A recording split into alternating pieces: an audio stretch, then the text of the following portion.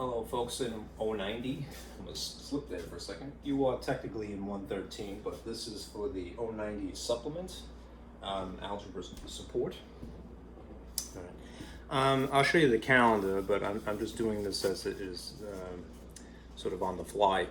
Today is Friday, September 10th, so the last thing that we were talking about in our regular scheduled class was solving word problems, which is inklings of algebra. So I figured, okay, now is an appropriate time to do an 090 supplement. All right. There's no extra work you have to do other than the MyLab assignments that you would normally. But I made a packet, and I'm going to go through some examples to illustrate. Firstly, this is an older diagram to distinguish algebraic expressions from algebraic equations. I made this like 15 years ago, so it's still the same useful information, but you can see it's just one color. More recently, over the summer, I tried to fancy it up a little bit, so I'm going to start with the other one, but then go into finer detail, with this one, right? These things are sort of grouped according to color on purpose, right? Those are 2 pages. This is a review of the order of operations. You've probably heard of GEMS or PEMDAS. Then there's this other mnemonic, which is a little bit more verbal. Please excuse my dear Aunt Sally, that's what I was taught myself. And we'll talk about that. And here's some scaffolding, which I'm going to sort of guide you through different examples for solving simple equations. And lastly, a couple of examples of word problems. So we'll practice translating again, and then go through the process of solving algebraically. Okay, just 2 things. This will probably be maybe an hour and a half, this video. Yeah. So if you're following along, all right, try to print those out, especially the equation scaffolding. And I'll adjust the lights and get everything going here. I gotta block out the sun as it's noon.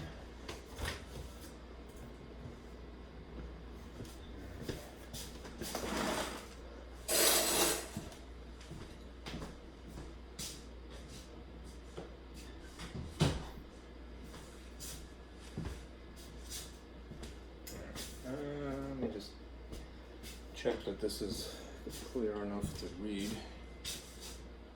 Looks like it's basically in the right place.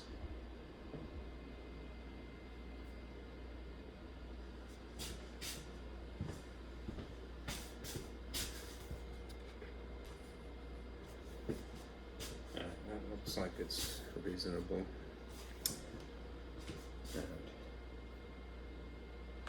These diagrams will be available in a separate page. You know what? I don't think my internet is functional at the moment, but let me just cancel that. Let me start with this. Start. Okay. All right. There's basically 2 types of problems that you'll be dealing with when it's algebra. There's algebraic expressions, and then there's algebraic equations. All right. What do they look like essentially? And this is my real reason for showing you this at all. Basically, letters, numbers, and operations. Operations is an adding, subtracting, multiplying, and dividing. Some combination of those, or just a letter, or just a number. Right? An algebraic equation is essentially all of that, all right, and the added bonus of an equals sign. All right. There is some different terminology to be aware of, right? It's a very subtle sort of instruction, all right? When you hear the phrase solve, you're talking about equations, really, all right? When you hear the phrase simplify or evaluate, you're probably talking about an expression, all right? Why does anyone care? Because although they're very similar, they're made of the same parts, the same fundamental parts. There's different instructions of procedure, all right, basically. expressions are a little bit more normal, for lack of a better phrase, right? When it says add, you add, right? And when it says multiply, you multiply, right? When you're solving equations algebraically, if you start moving things over the equal sign, you end up doing the opposite operation. So it's a little counterintuitive.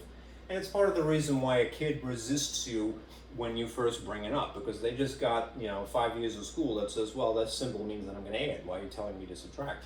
Right? Why? Because you're manipulating something algebraically. It's a process that you're learning. All right. Now, this is my old diagram, as I mentioned. Here's my hopefully new and improved diagram. That says a lot of the same information. Right? This is in color. All right. Think about it this way. Algebraic expressions are the building block. All right. And algebraic equations are the actual building. Right. One is made from the other. Okay. And one of my older sort of PowerPoint presentations from yesterday. Let me see if I can dig it up real quick. This was a PowerPoint presentation specifically about the strategy for solving equations, or translating rather, solving word problems. Right. This slide is useful at this point in the conversation. Right. Again, if you can get yourself trained to pluck out or isolate the word is, even if you don't understand anything else in a paragraph or a sentence, if you see that, you automatically know that you have an equation. And again, you care because it's a certain set of instructions that you'd have to follow thereafter, right? And that translates to this symbol immediately. And it means that whatever gobbledygook has been vomited out on you before that word, that's the first expression that you're going to translate, right? And any gobbledygook that follows it, that's the second expression that you're going to translate. And the whole kit and caboodle, right, taken together is an equation, right?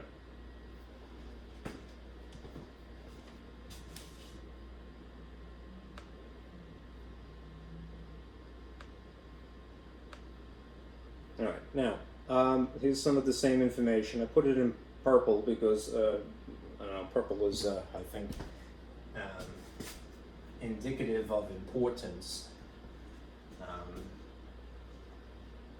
Even the Romans, right? They would, the Caesar would be dressed, or Augustus would be dressed in purple, right?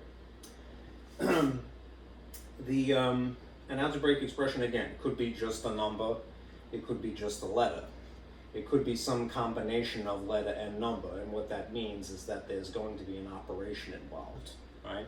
Essentially, if there is no equal sign, all right, you have an expression. If you have, yes, an equal sign, then you definitely have an equation, right? And again, equations are made of expressions, right? Look for the word is.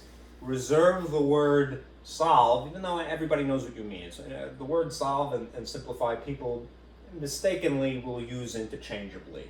But they in math world, where we're trying to acclimate, right?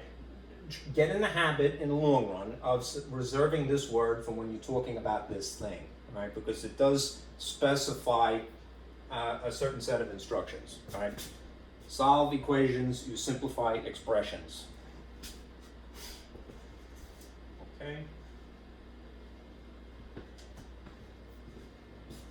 Now, what does that entail doing? Well, if you're simplifying, that generally means that you're going to add or subtract like terms, right? What are like terms? If you have something that if they're not just ordinary numbers like 5 plus 7, all right? Then if they involve a letter at all, they would have to be the same letter, variable would be a better way of saying it, and the same degree. You're not going to really have to worry about this second criterion, all right, immediately, all right? You're just more interested in matching letters. So if you had something like 2x plus 3x, you can actually combine these. That is, you can actually add them because they're like terms. They're both x's, right? And the only thing that you really are combining are the numbers sitting in front. There's a fancy word for that, coefficient. All right, this would be more concisely writ as 5x. All right. Another thing that would technically be classified as simplifying is applying the distributive property. If you had something like this, 2 times x plus 3, right? You can't combine x plus 3 because they are not like terms. One is a letter, one is a number. You don't know what the letter is, and this isn't part of an equation, so you can't solve for it. You're pretty much stuck with those things sitting beside each other. But if it is practical, if it's conducive, all right, you can eliminate the parentheses via distributing the outside content to each of the inside content. The distributive property is basically multiplying, all right? That means that you would have this instead, 2x plus the outcome of actual 2 times actual 3, which would be 6. Okay? So ordinary adding is 5x in this instance, and ordinary distributing would be 2x plus 6 in this instance. Okay? Now, there are other situations.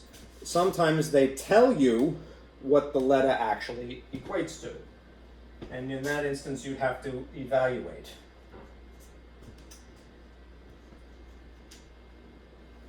When you evaluate, it's basically substitution.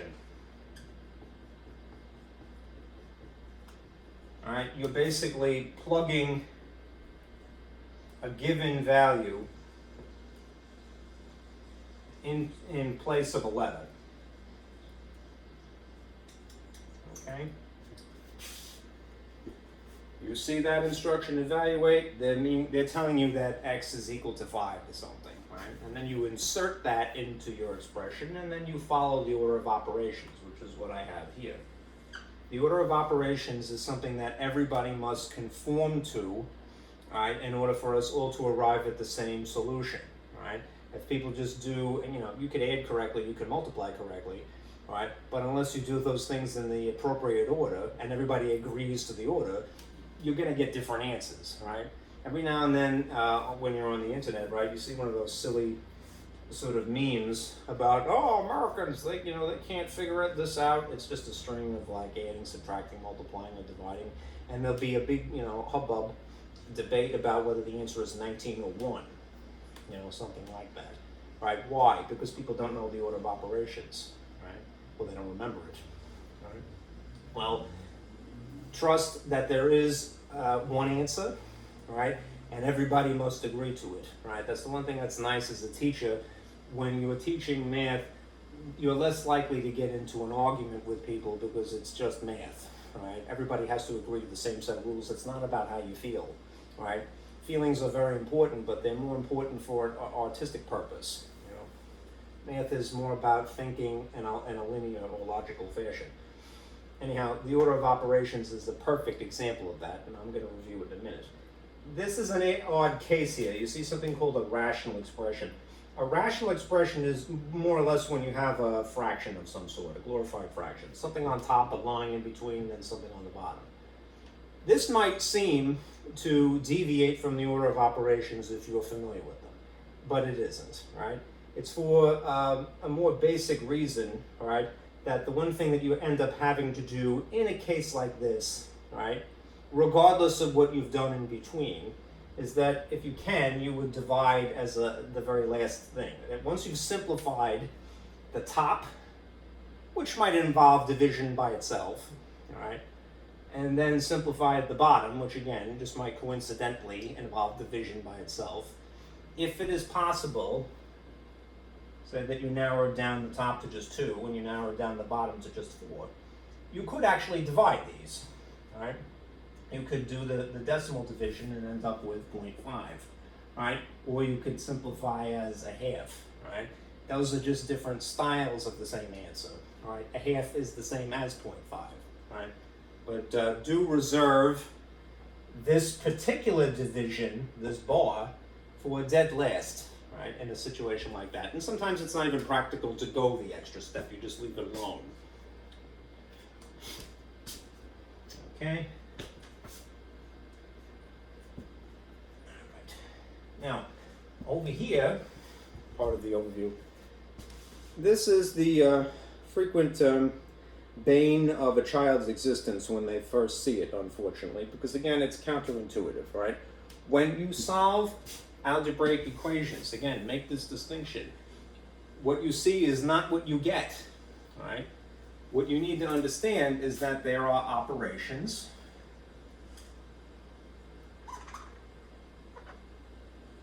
and then there are their opposites, right? And this you would think would be intuitive to a person, but it isn't, all right? What's an operation, all right? Adding is an operation, right? That's generally speaking, when you first start school, they kind of have the expectation that you come to school knowing how to count, right? Maybe not that high, but you count as far as 10 fingers and maybe 10 toes, so 20, all right? And then based upon that concept, they introduce you to something a little bit more abbreviated, if you will, addition. Adding is counting in a slightly more sophisticated way, right? Using symbols, all right? They give you the operation, and then eventually they get around to teaching you its opposite, which is subtracting, naturally, right? Then a little bit further down the pike, all right, maybe in the United States, at least, they will teach you a slightly more sophisticated form of adding, which is namely multiplication. Right? They teach you the concept, the operation, right? And then they teach you the opposite, right, of that. Right? And what is multiplication but a slightly more sophisticated form of adding again, right? Eventually, when you get to middle school, they up the ante yet again. They'll teach you about powers, all right, using exponents, which is again a slightly more sophisticated form of multiplication. I don't have a symbol for that. But I'll do this. Let's just say that you had a number and it was squared, right? That's an instruction that it's the base times the base, all right? That teaches the concept and then the opposite. The opposite of squaring would be to square root something. And you'll see this sort of check mark division box thingy. It's called a radical symbol. Something like that. Anyhow, you're not going to see this too much in elementary school, all right? But just be aware of it. It is the opposite of squaring specifically. Squaring is glorified multiplication. Square root is the opposite of that. In the same way that the concept of multiplication has an opposite, the concept of adding has an opposite. A person needs to know that in order to solve something algebraically. Why? Because again, what you see is not what you get, all right? And that's why a kid usually resists it. They go like, why are you telling me to subtract when, I've been memorizing that symbol all these years? Because it's a process that you learn. It's a balancing act. The goal is to isolate a variable. What does isolate mean? It means get alone on one side.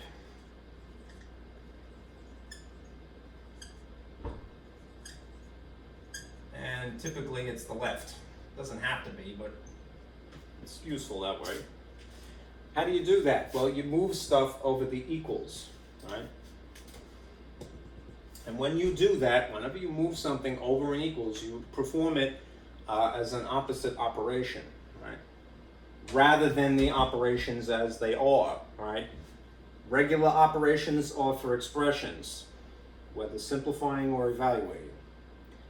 Opposite operations are for equations, right? That's why you need to be able to distinguish one from the other. They're following essentially different sets of rules, okay? And the other thing is, you must do this to both sides to balance, all right? So think of this as basically being a two-step process, all right? Perform opposite operations, do it to both sides to balance. All right? It may, in more difficult problems, involve simplifying the two sides independently of each other first. All right? You'll see an example of that later. All right? But this is the basic procedure. And again, do be prepared for any kid that's going to resist or multiple kids resisting you, right? Because it would seem counterintuitive, right? What you're telling them. It's only natural. All right. Now, let's talk about this, the actual order of operations first. The order of operations is the proper order in which you add, subtract, multiply, or divide, essentially. All right. You've probably heard, if you've gone through school in the United States, of PEMDAS, or more recently, this acronym known as GEMS. Right? In my life, I was taught this mnemonic, which I think is better only for the reason that it can be written as a tier. All right, and people can see that, okay, this is the top tier, this is something in between, and this is the bottom. And this would make this the most important thing. All right, I'll get to that. Anyhow, PEMDAS is for things that are in parentheses, you do first. E in PEMDAS is exponents, so I'm going to use a little caret symbol here. Multiplying and dividing would be the next thing. Right? And then adding and subtracting would be the thing that you do last. And this is first. Okay? Just don't make the mistake that people often do, which is they remember the acronym and that the M shows up before the D, and that the A shows up before the S.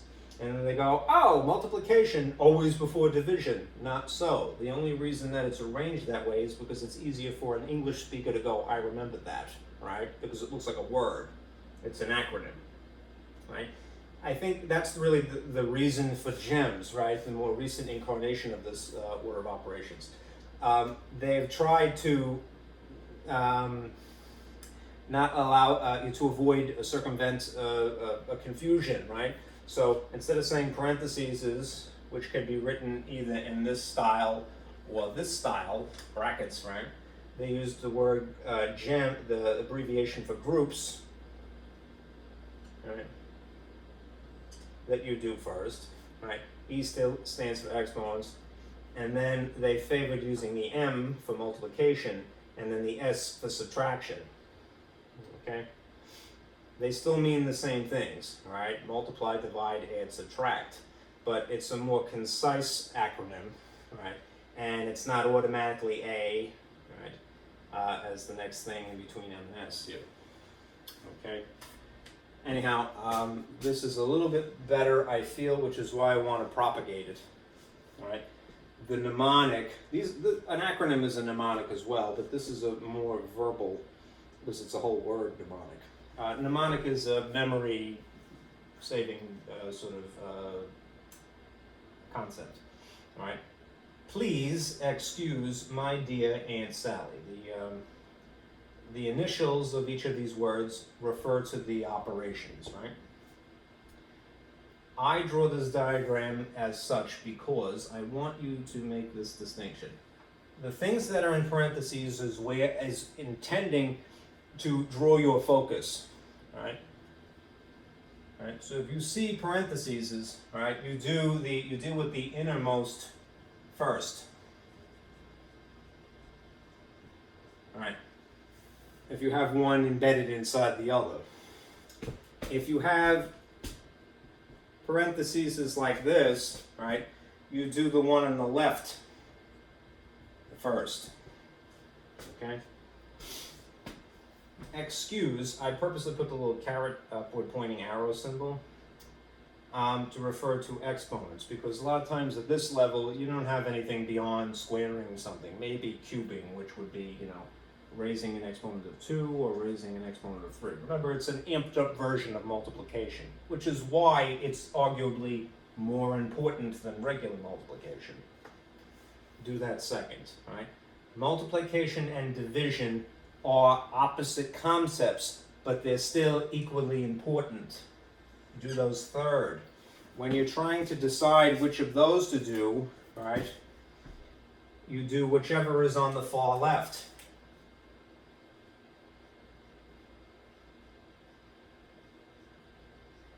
On the left.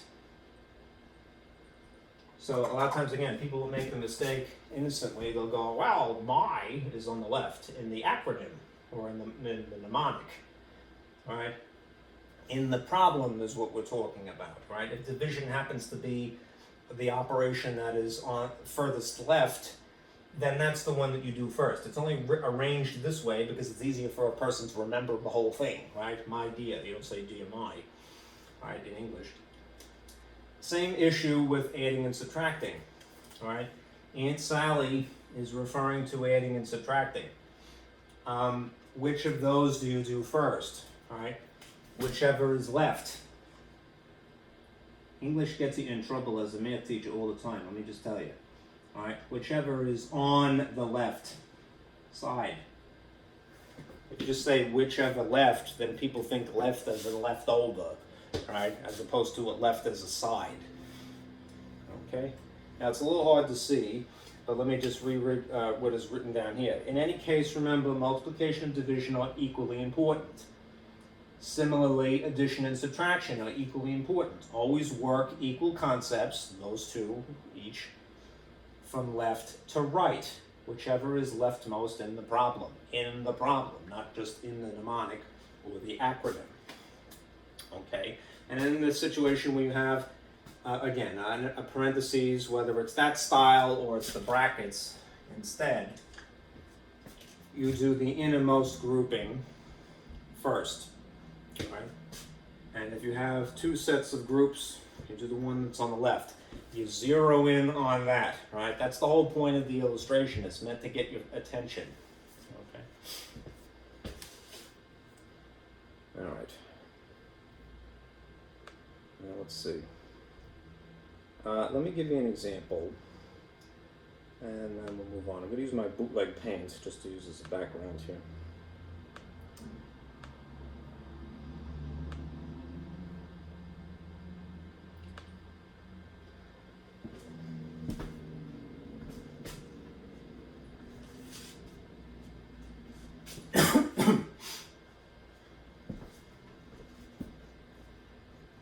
Moving my board here when I shouldn't. I gotta put a break on it.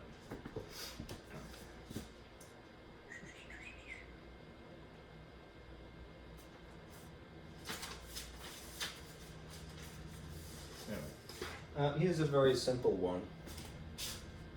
This is an well, let me just show it to you and then we'll dissect it. Suppose you were given, you're not going to see something like this, all right? Not in grammar school, all right? But it's worthy of exploration because it'll stretch your mind, and it'll know if it reinforces the concept, then we've done something good, all right? If you had to choose between expression or equation, which of these written this way would you classify it? All right. There's no equal sign. So this is more appropriately referred to as an expression. This is nearing the end of its life, this marker. So I'm going to put that away. And therefore, what we should try to do is either evaluate or just simplify.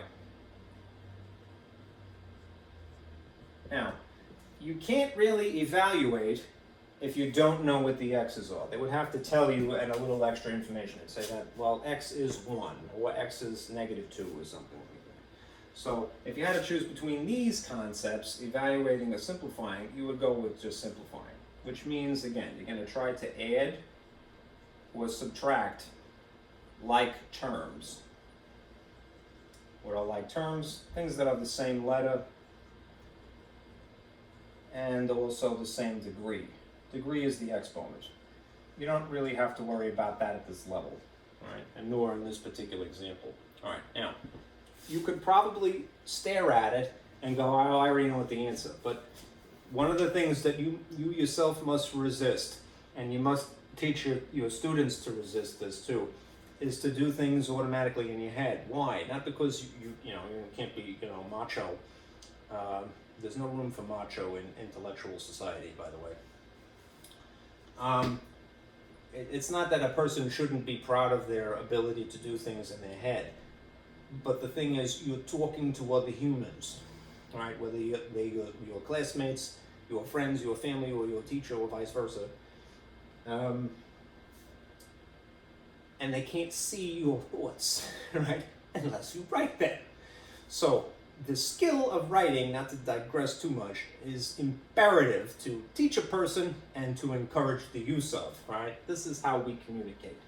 A person can see your thoughts if you write them, all right? So here's what I do, all right? And it has served me well. Circle the things that are the like terms, all right? This is something that has an X in it, and this is something that has an X in it. Notice that I grouped the sign immediately adjacent to it on the left.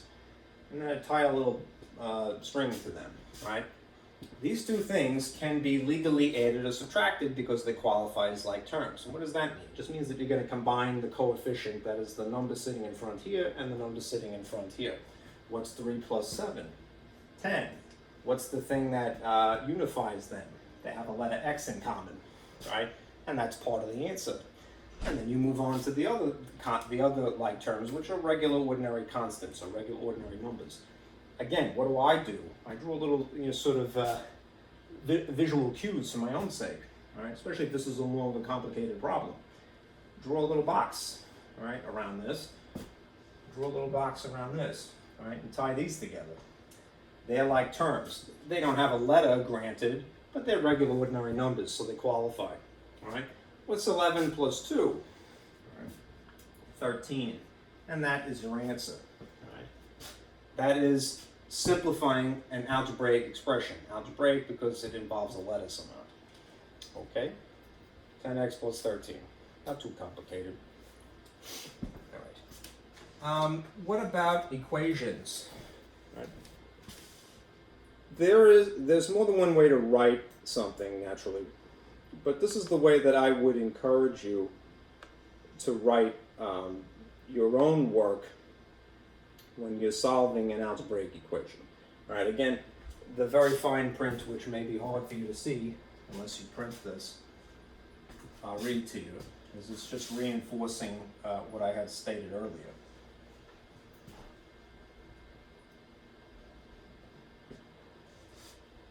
All right. The goal, the objective, is to isolate the variable. That's how you solve for the letter, essentially. All right. All right.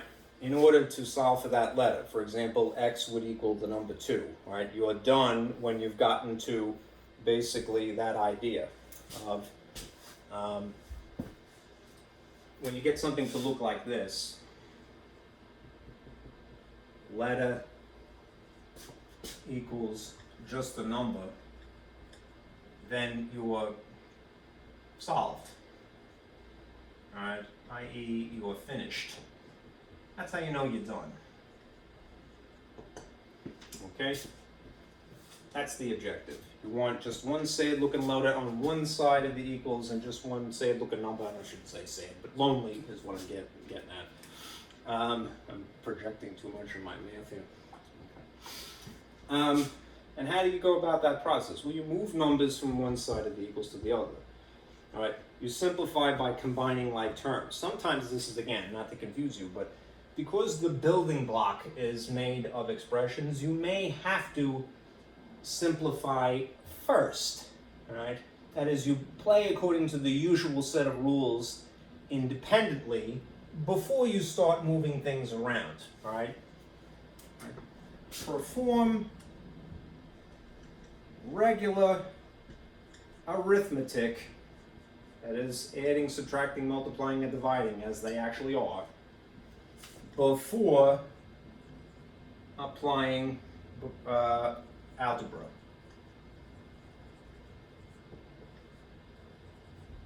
Okay? The one nice thing about math, there are many nice things about math, but one thing I think should be appreciable for anyone is that it's a developmental subject. If the fundamentals are rock solid, all right, then a person is less likely to make a mistake in more complicated things. All right, that's why you may, as an elementary school teacher, not think that you are important, but you are.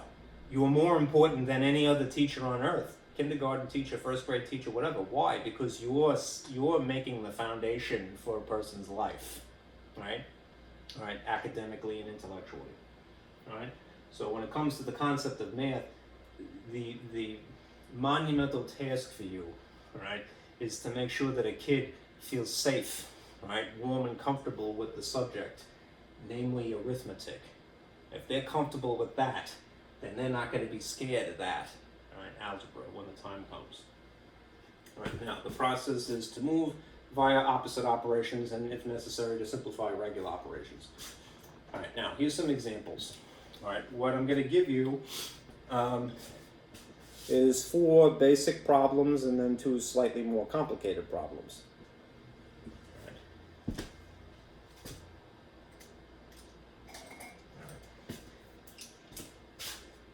I'm going to write this here.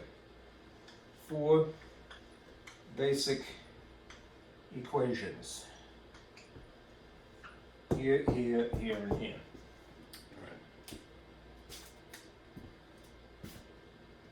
Let's see, I'll use red because it's a little bit easier to read. 2x is equal to 10. Write it like that if you're following along. All right. X over 3 equals 9. X plus 5 is equal to 7. And x minus 2 is equal to 14. All right. These are going to be the 4 basic equations. Alternatively, you might call these one-step equations. Same difference. Okay.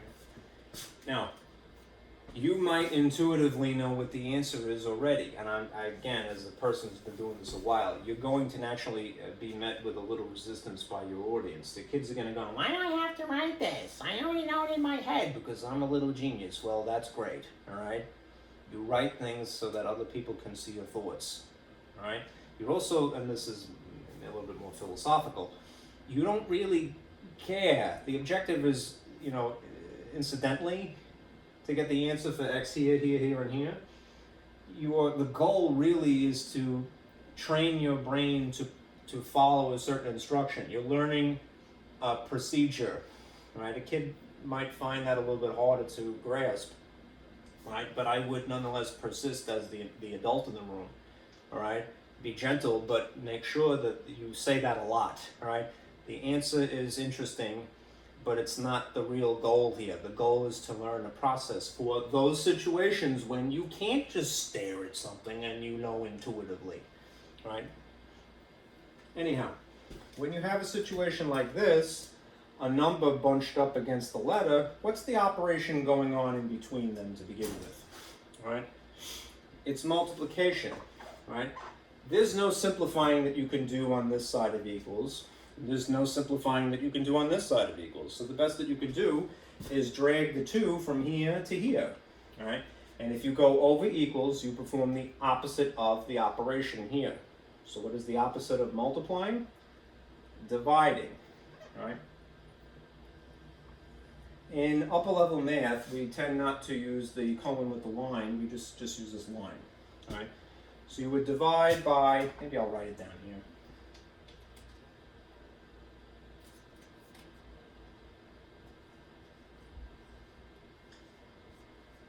You would divide by 2 to move this from here to here. And if you've done it here for the sake of cancellation, then you must do it here as well, all right? You can get away with murder in math as long as you're consistent that way, especially in Algebra 2 and beyond, right? Occasionally you'll come across a weird instruction where they'll say, oh, well, put a number here. That wasn't part of the problem. And you're like, where did you rip that out of, right? Anything is legal as long as whatever you do to one side of equals, you do the exact same thing to the opposite side.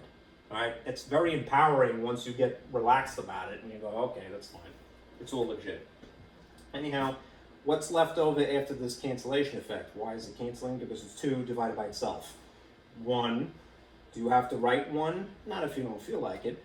It's more simplified or genuinely simplified when it's just x equals.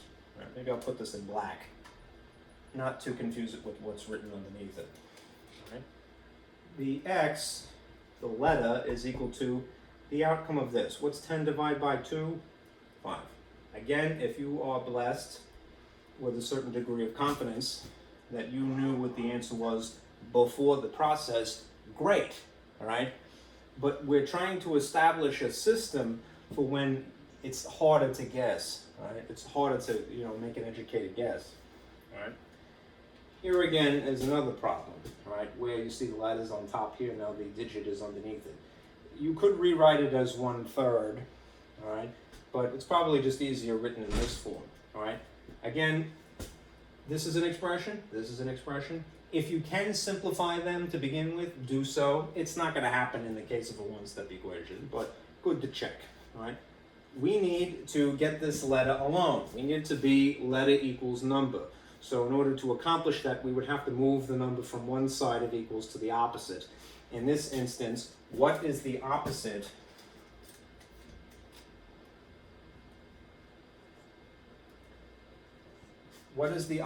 of dividing by 3 to start with? The opposite concept is to multiply by 3. And the most concise way to write that is to put a dot here and then a number on the same sort of level as the x. All right, you can put a 1 here if you like, but it's optional.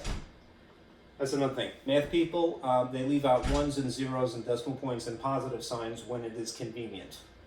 All right? Sometimes it doesn't make things obvious to a non-believer, but you get used to it after a while. Anyhow, if I, for the sake of cancellation, am multiplying, I'm applying the opposite operation here, then on the opposite side, I am obligated, my hands are tied, I must do the same thing here. That's what makes it legal.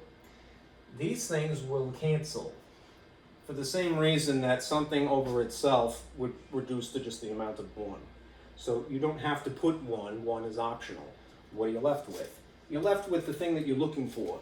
A sad, lonely letter equal to the outcome that would be here. What is 9 times 3? 27. Okay. Before I was saying that, there's more than one way to write something. Again, I'm maybe forcing the issue a little bit, but I made this sort of worksheet because I want to encourage you to get in the habit of structuring a problem like this, right? Dash line here, solid line here with an obvious space, because it's more efficient in a notebook that is written sort of in portrait style, right? To write things long in the vertical direction rather than stretching it out horizontally, right? All right, now this might be a little bit more practical for these two problems. Right. Sorry, it's a little bit messy. Why do I put the dash line? Because I'm trying to make it distinct from the solid here. This is a side, that's a side, all right? Left and right, all right? This is x plus 5 equals 7. Again, intuitively, a kid may know that this is 12, not 12. It's 2. But we're trying to acclimate to a system, right?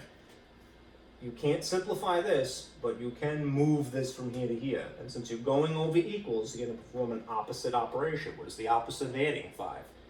Subtracting 5. Whatever you do here, you must do here. Incidentally, repetition is the name of the game. What's something minus itself? It is 0, right? Do you have to write 0?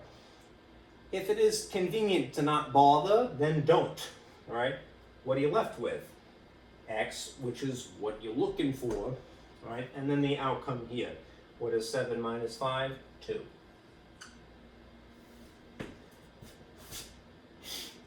Okay, one more of these, and then we'll get a more complicated problem. X minus 2 equals 14. Again, a kid may know that this is 16. All right, but you're trying to get used to a system, right? So, whether he or she resists you or not, you must persist, all right? It's a test of wills a lot of times when you're dealing with a student, as you probably well know. And they may think that you're just bothering them, but you are the adult. You have to persist, no matter how aggravating it is to say the same thing 10,000 times. You must, right? The more work you invest in a young kid, the less you'll have to in an older kid. All right? Then you move this from here to here. All right? In order to justify moving -2, to isolate the letter, to solve, perform the opposite operation. What is the opposite of subtracting 2? Adding 2. And if you've done it here, you must do it to the opposite side. Right? This is the same situation. Something minus itself, it's just written upside down, if you will. All right? The effect, cancellation. Why? Because it's 0. And you don't have to write that. What are you left with here? An x, which is what you're looking for. All right? What's 14 plus 2? 16. All right? Once a person does this enough times, all right, they develop a level of comfort. And once they've developed a level of comfort, confidence follows. All right? It is imperative for that reason, all right, to persist. All right? Because you want a kid to be confident, not on, not without substantiation, not genuinely, not disingenuous. All right? You want them to have, real skills, all right? But remember, you gotta build them up, all right, when they're young, all right? Otherwise, when they get to be 14 and 15, they go, freak this, and throw the book in the corner, all right? All right, now 2 more on this page because I'm gonna give you some slightly more complicated problems here. And then I'll go through a couple of word problems, which will be setting up from an English written sentence to a mathematical sentence. All right, those are one-step equations because they only involve one operation. What if you have something that's a little bit uglier, right? What I'll put here is an example of multi-step equations. Right? It gets more and more complicated, but again, the nice thing about math is the consistency of it. Right? If the foundation is rock solid, right, we're never going to throw away the old rules that we started with. They're always going to come back eventually. Right? They'll always be useful. Right? And therefore, we will be better prepared for when we have a more complicated problem. All right. So, suppose you had this.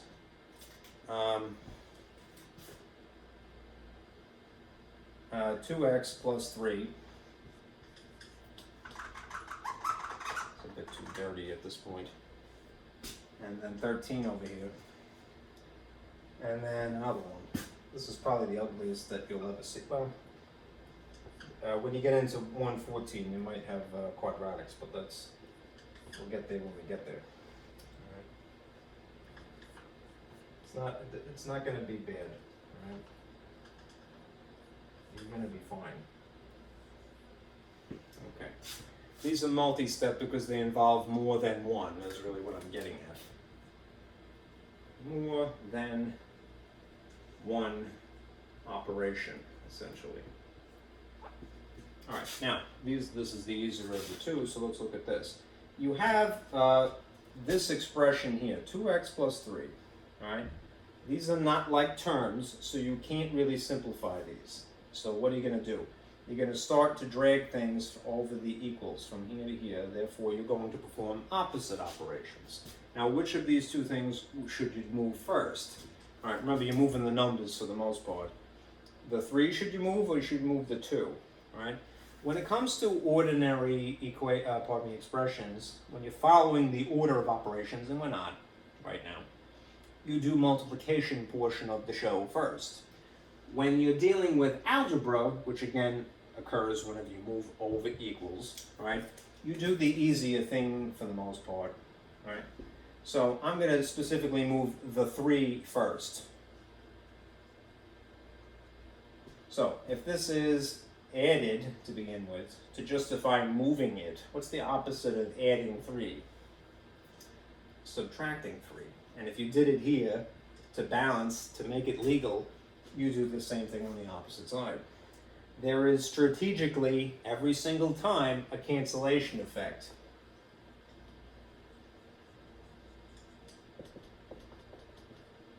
So, what's something minus itself regardless? It's 0, right? Do you have to put a 0 here? It wouldn't hurt if you did, but it wouldn't make it any less complicated. So, what you then do is you drag down what's left over. This is left over. 2x remains on this side, and the outcome of 13 minus 3 would be 10. And now you've narrowed it down to a remaining one-step equation. So if it's understood, a number butted up against the letter is really multiplication.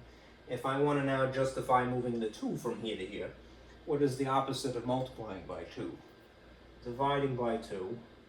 And if you've done that here, again, to make it legal, whatever you've done to the left, do to the right. All right, what are you left with? These cancel, they become 1, all right, rather than 0 when you add or subtract. When you divide, it reduces to 1, all right? You don't have to write that if you don't want to. And then you're left with just x, all right?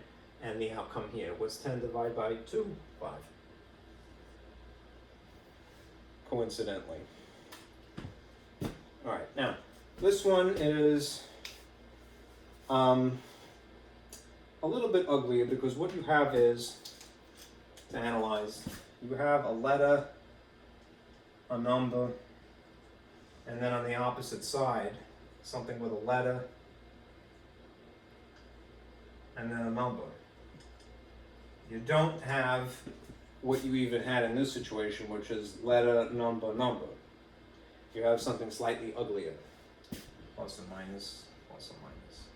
But the rules, the foundational technique still applies.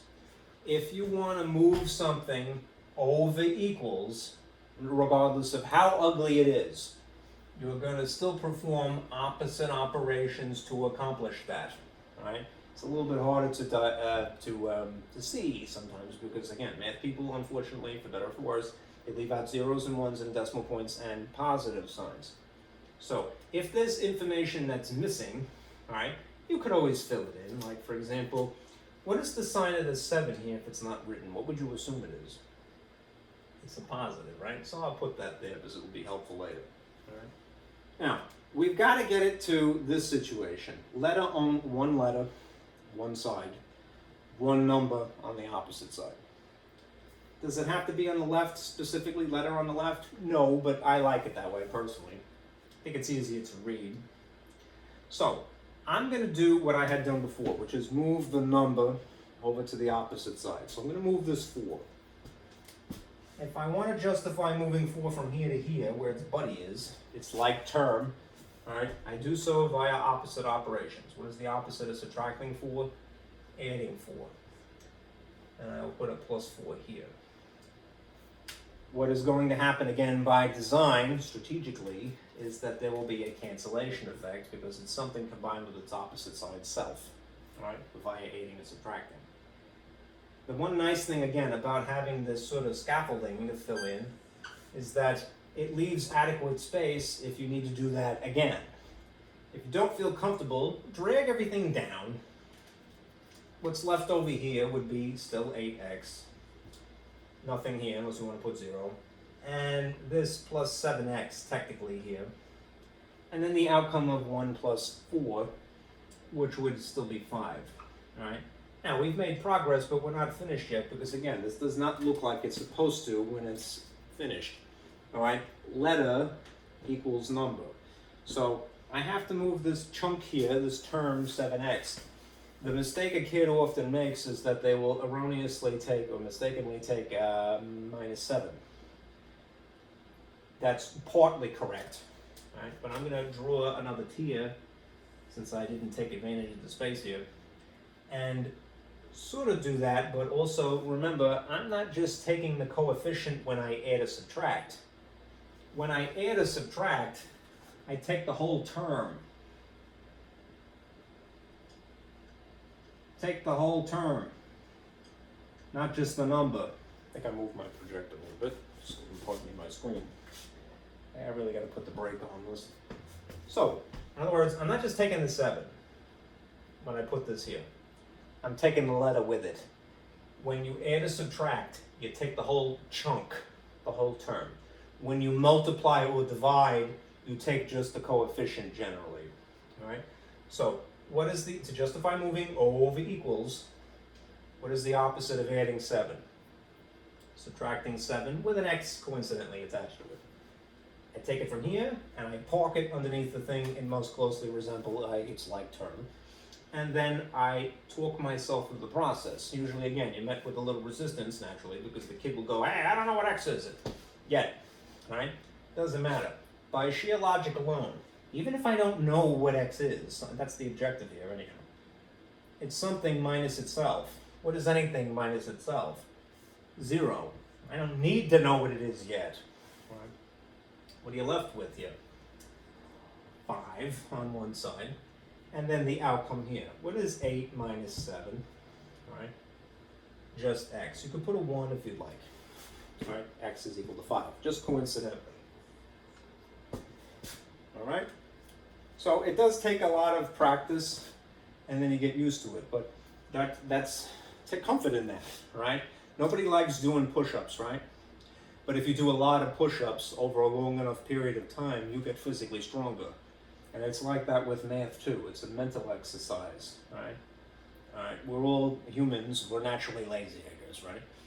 Not to encourage bad behavior, but we have to overcome that, and we do something by a lot of practice. We learn by a lot of practice, right? Right. The comforting thing is that you're guaranteed success if you do something enough, right? If you've ever seen those videos where you see, what do they call it, God level of culinary skills. You see a person carving up watermelons, without even looking, right? Or dialing their phone without even looking, or juggling without even looking, right? Why? Because they've done it so often, right? If you do something a lot, anything, including this, it will become second nature to you eventually, right? There are rewards, guaranteed. Right? Let's do a couple of word problems and then I'll stop.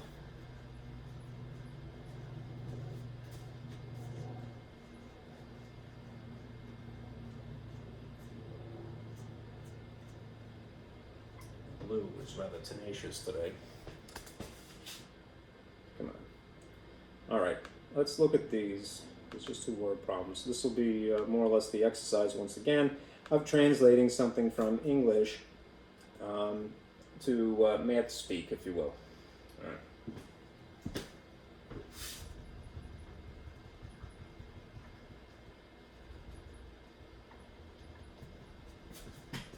I should avoid this blue since it's lingering here. All right. Okay. The sum of 2 consecutive odd integers is 19 more than 5 times the greater integer. Find these integers, right? We're going to be looking for 2 numbers, basically. Now, just to flash it really quickly, what I'm going to be utilizing here is essentially this information from yesterday. Where was it? This diagram. Words that suggest an operation, right? Some things are more naturally intuitive than another, right? But this is my frame of reference that is established that I'm going to rely on to translate. Okay, so you might have that from yesterday. Get rid of that. All right. First of all, let's write little mental cues here for ourselves, visual cues. A sum involves at least 2 things added, right? Specifically, they're talking about 2 consecutive odd integers, right? If things are consecutive, one follows another, right? If they're odd, they're not immediately following another. There's a gap in between. Odd implies a gap between. Right? Now, one thing I didn't take my own advice. Try to zero in on the word is. Because if you see is immediately, right, you know that you're dealing with an equation. And that means that you have some skeleton that you can construct and then flesh out. So I'm going to start with this. There's an equals here because of that word. And all of the gobbledygook hieroglyphics before it is this side of the equation, and whatever gobbledygook hieroglyphics that follows it is this side of the equation. Okay, so we already have an operation implied, and we know that we're talking about integers, which means that they could in theory be a 0 or a negative, all right? But you don't really have to stress too much. What you need to do is to express everything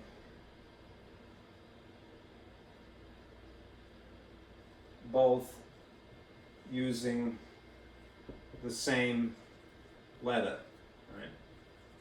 So if we're talking about an integer rather than a number per se, right? What is an intuitive letter for an integer? I would argue that an intuitive letter is I. So rather than saying first integer plus second integer, we're going to be slightly less verbose than that, more abbreviated. Now this is disappointing, so I'm going to put that there. By using abbreviations of I somehow or another. Okay, so let's say that the first thing of this sum is represented by the letter I, and I'll put it in a own little pocket, all right? The trick to this is, again, express everything involved. In this case, it's just two things, so both things, using that letter only. All right? You could start out with I and J, X and Y, A and B, whatever you like, but ultimately, if you have just one equation, that's all we're going to have in this case. You've got to explain everything in terms of one letter. All right? So this second thing, I'm going to express using the letter I somehow. All right? And we're going to decide how it is based upon the information that you see here. Consecutive odd integers. When we're talking about consecutive integers, one immediately follows the other. When we're talking about either odd or even, all right, there's a gap in between them. The question is, how far apart is one odd number from another? Right? Well, here's a list of odd numbers. 1, 3, 5, 7, right? They would follow something of a pattern like that. To get from here to here, you would in theory have to add how much? 2, right? To get from here to here, you would have to add again how much? 2. Right? To get from here to here, it would still be 2, and that would be like that backwards and into infinity forward. So when I'm trying to have a generalized expression to represent this second number, integer, what I'm going to do is I'm going to write the letter I plus 2. Right? And they themselves, the reason I'm just putting this little parentheses here is to make it more evident, self-evident, that this is an autonomous chunk, if you will, separate from this other autonomous chunk. Right? If you'd like, since there are parentheses, you could use a bracket to refer to the sum in general. Right? But it might be overcomplicating it. All right, that's all the junk up to this point. Then there's this side. Is 19 more than 5 times the greater integer? All right. First of all, the phrase, I'm going to erase some of the mess because it's getting a little ugly.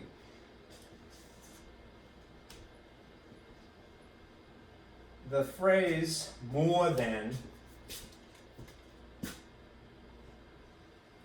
suggests that you're adding somehow, right? But remember, it's counterintuitive. When you see the phrase more than or less than, there's this than here, it's comparing things. So what you really must do is, rather than put 19 immediately after 19 plus, instead leave a gap and then put plus 19 hanging on the end. Right? In the case of adding, it really wouldn't matter because there is a commutative property of addition, but nonetheless, we want to be a good little math geek and rigidly conform to it as best we can. All right? If it was subtraction, if it were less than, you absolutely would have to put minus 19 on the end, because if you don't, it will screw up your answer. Right? Anyhow, 19 more than something. The something has to go here in front because it's referring to that. All right? 5 times, we're going to use that number, but we're going to multiply by 5, the greater integer. Now, we have 2 integers. We have this one I, and then we have this I plus 2, which is probably the larger quantity. The one that you're adding 2 to would be intuitive, right? So we're going to borrow that expression and put it here, I plus 2, but we're going to throw in 5 times that. So you can put times, you could just simply put a 5, you could put a dot if you'd like. But you really must use this parentheses at this point because it's this whole chunk that represents the second integer. It's I plus 2 times 5 plus 19. Okay? Find these integers. Right? We're going to solve for I, and then based upon that I plus 2, we're going to solve for the second integer. Right? But we've done all the work now. So let me sort of make this a little bit more concise by moving up. I need the space is what I'm getting at. So over here I have I, and then adjacent to it I have I plus 2. Okay. Remember, simplify each side independently first, if you can. Sometimes you can't, right? The easier problems you wouldn't have to, but in this case, because it's complicated, more complicated, we'll need to do that. These are like terms, in spite of anything else. There's nothing you could do, you don't know what I is yet, so you can, if you want to, at this point, dismiss the parentheses and just combine these into one expression. How many i's are there? There's 2 i's. What's left over? Plus 2. There's still an equal in between. Simplify this side, ordinary arithmetic, order of operations, right? You see a parentheses? Yeah, I authored it, I put it there, but check it. It's meant to draw your focus. Can't really do anything with it because you don't know what I is, so you can't evaluate. But what you can do is decide between multiplying or adding first. You distribute via multiplication first. The best that you can do to get rid of this parentheses is to go 5 times I is 5i, and 5 times 2 is plus 10. And then that happens coincidentally to be this 19 hanging on the end here.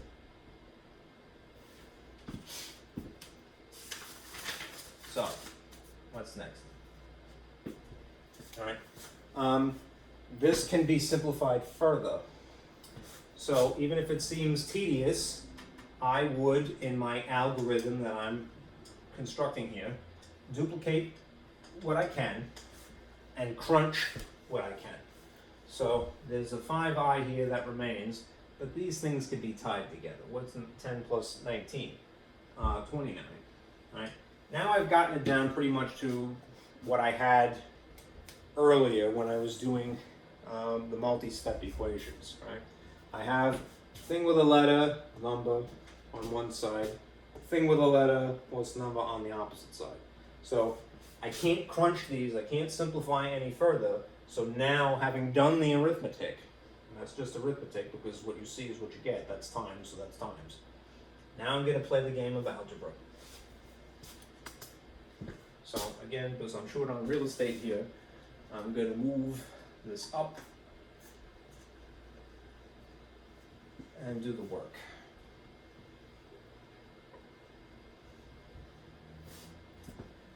I have 2i plus 2 is equal to 5i plus 29. as an equation. And I'm going to make a little skeleton here, scaffolding, and I'm going to rearrange the parts strategically. That's how you do it. All right, so on just personal preference, I like to have letters over here. So I'm going to bring the I's over to this side. And I like to have numbers without letters, i.e. constants, over to this side, right? And because you're just adding or subtracting, in theory, you could do them at will in any particular order. It's probably intuitive to just move the two first. To go over equals, you perform opposite operations. The opposite of adding, subtracting. So you put a 2 here and here. They strategically cancel here, and then they will combine here. Right? What you end up with is essentially 27, so it's a positive 27. Right? If I want to justify moving 5i over to the opposite side, and I would have to do that now because I moved 2, I will take advantage of the fact that this is a positive, and then subtract the negative incarnation of it from here, and then plop it over here. I don't know what I is, I'm looking for it, granted, but by sheer logic alone, something combined with its exact opposite sign, alright, will cancel. Alright, this is a positive 2, and you might be a little rusty on signs, but we'll come back to that. When you have one of each, you end up having to subtract. Right, and the answer, the outcome will have the same sign as the larger magnitude. All right, so this is a larger quantity, 5, so it'll be a negative. But what if you subtracted the digits? What would you get? 3 with an I attached to it. All right. So what do I have, just to get this a little bit closer? I have negative 3i is equal to positive 27. Last step. Move the 3 from here to here. What is the opposite of multiplying by 3? Dividing by 3. If it happens to be negative, and it would be, then you're just going to carry that along for the ride here. Right? And divide by negative 3 here. A negative divided by a negative is a positive. A 3 divided by a 3 is a 1. We're left with the thing we're looking for, namely I. And this is a positive divided by a negative, which means you're going to get a negative overall. What is 27 divided by 3? 9. So that means your first integer is negative 9. All right. If we have an expression, as we had to when we created this, of I plus 2, what would negative 9 plus 2 be? Negative 7. They're integers, and integers can be the number 0 or the negatives. All right? So they're consecutive odd integers, negative 9, negative 7. Okay. One more of these and I'll go a little bit faster. And I'll stop. That's way too close.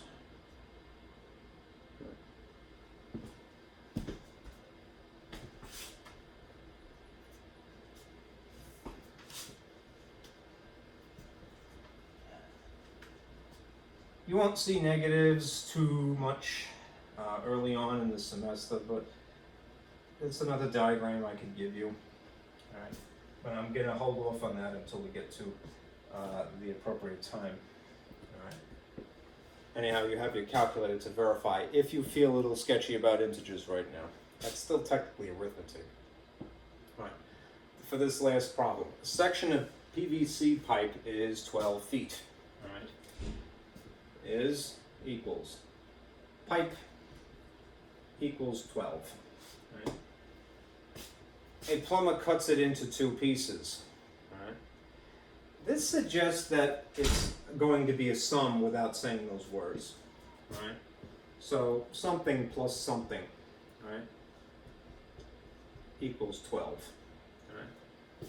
Such that 1 is 2. This is a separate equation. Right? 1, that is the first, is equals 2 feet shorter. That's less than without saying the phrase. Less than, so minus the other. The other is the second. Okay. So I have a first length. I'm going to start by being very verbal, right? Plus a second length. And that overall, that equals 12, right, to start with. How long is each piece, right? We could start out being very verbal, that is, we use a lot of words to explain something, and then just slowly whittle it down to the essential. That is a good mental exercise, and that would be a good strategy, okay? So don't ever feel bad, all right, if you start out that way. Start out just taking this, partially digesting it, and then writing it in a slightly more concise fashion, right? Let's choose a letter, right, for the first one. We ultimately are going to have to express one in terms of the other, right? This first one is 2 feet shorter, and that's shorter is subtraction. But remember, it's a comparative, it's counterintuitive. All right, so rather than 2 minus, which would be intuitive, it's something minus 2. So this is going to be something minus 2.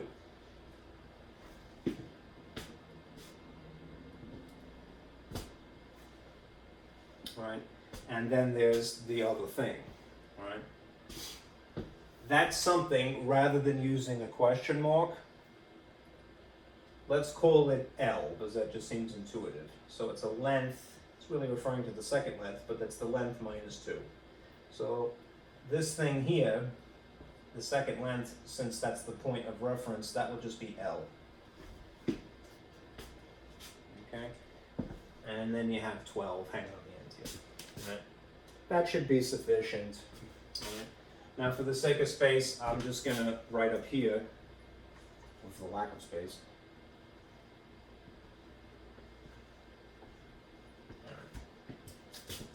I have this first thing, which is in reference to the second, so it's length minus 2. And then I have the actual second thing, which is just L. And then I have their total. They're not cut evenly, apparently, right? Zero in on this. Can you simplify the guts here? If you can't, then the parentheses are not really necessary. All right, and perhaps you could get rid of them by distributing. It would only be a 1 here, so there's really nothing to it. Just combine the L's. How many L's are there? There's 2 L's. There's this minus 2 hanging on here, and then there's a 12 on the opposite side.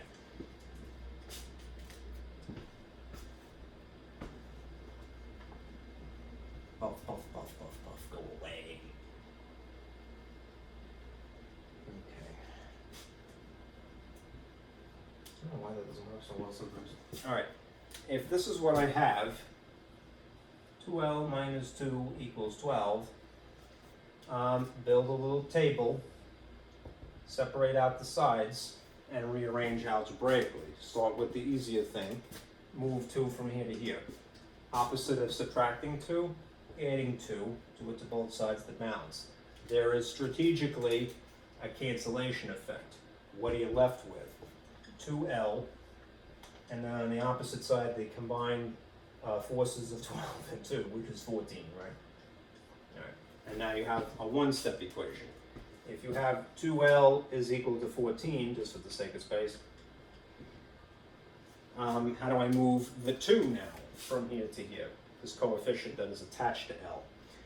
Divide by 2 since they would be multiplied. Divide by 2 to balance. There's a cancellation effect. L is left over. What's 14 minus 2? 7. So one of these things, L, which we just solved for, is 7. What would the second thing have to be if you subtract 2 from that? 7 minus 2, which would be 5. Does it make sense that 7 plus 5 equals 12? It does. Right? So cool. And I did neglect the unit. This was 12 feet, so this is 5 feet. And 7 feet, respectively. Okay. All right. That's it for today. All right. It's a review of some basic ideas. Let me get rid of this for a moment. And it's something to help you